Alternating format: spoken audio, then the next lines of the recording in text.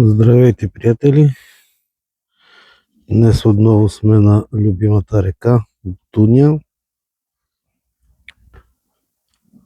село Ракево. Направихме един бърз риболов за 2 часа. 3. Сутринта беше много студено. Не можеше да се лови просто. След обед изгря слънчице и времето стана много подходящо за риболов. Сега ще ви покажа какво лових.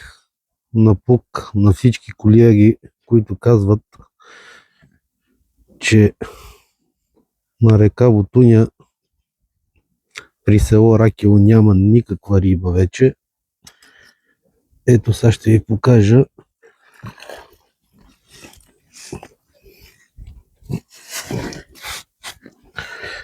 колко много кефали. Излезнаха 3-4 скобарчета, но предимно кефалчета. Много интензивен риболов. Рибките бяха много гладнички. Водата е перфектна просто.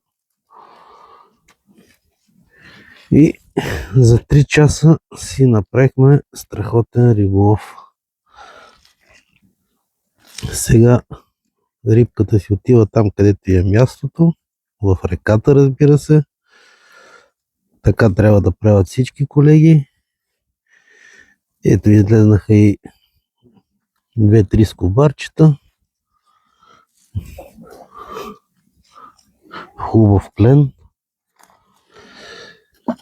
И всичката риба си отива във водата. Пак казвам, там където си е мястото. Видяхте, че и на Ракево има риба.